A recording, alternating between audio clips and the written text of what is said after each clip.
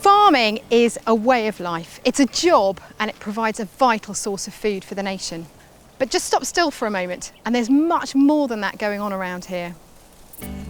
Just out of sight, countless insects, mammals and birds live in these fields. Among them, the emblem of the summer, the harvest mouse. These tiny creatures got their name because they traditionally nested in crops and used to be commonly seen at harvest time. But now they live on the brink.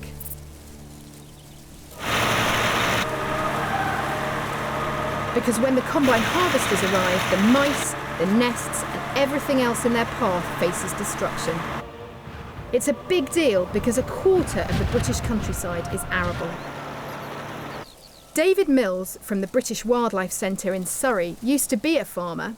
He says our harvest mice are particularly hard hit. Years ago, when there was the old reaper and binder, when the stooks of corn were brought in sort of early September, they were brought into the farmyard and made into a rick. Then the harvest mice would come in with them, obviously, because they'd be in the corn, and they would overwinter in these corn ricks. But today, the harvest is so much earlier, and you've got this big modern machinery. So in the past they were just given lots and lots of places to shelter, lots of opportunities to survive and thrive. It's all about loss of habitat. It's not just the harvest mice, of course, it's all the other animals as well. The impact on harvest mice has been so serious they've been added to a government list of animals at risk.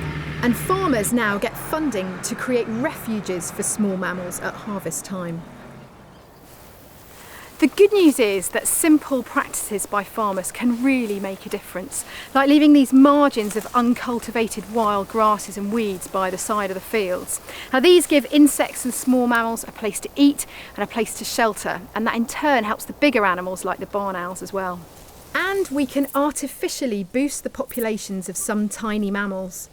David runs a project to breed harvest mice in captivity and release them into the wild. He's asked me to help. Right, so whereabouts do you normally release them? Normally on the edge of cornfields where there's plenty of cover, because they need to be on the edge where they can find shelter and food, of course. They'll make their nests in here. They come out of the corn when the combine starts and they'll live in here. Right, so the big moment for release.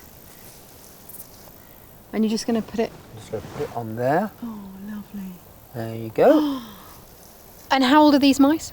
These are juveniles. These are about 5 weeks old. They will start breeding when they're 6 weeks old, 6 to 7 weeks, and they could easily have 2, if not 3 litters before the weather turns nasty, sort of October time. Can I have a go? Please do. Just take it by the tail. Yep. There you go. Mind you don't get bitten. I'm just going to put him there. Hey, little chap. Off you go. Oh, great. Yep. Got it? Is it just, yeah. He's a wild animal. It's not hand-tamed at all, and it's just very, very happy sitting there. They're so cute, and they are so tiny. It's like holding an insect, not a mammal. Wonderful. Right, you deserve a little space in the grass. Do you want to go there? How about that? And this breeding project that you've got going on, is it something that's just going to be ongoing? Is there ever going to be a time when you think, actually, the wild population is re-established, I'm going to stop? The answer to that is shortly no. These are the food source, and so quite honestly you keep releasing them. You breed thousands of them, you release them, because all you're doing is helping nature. Freedom for another dozen mice. This is one tiny example of how harvest and nature can live side by side.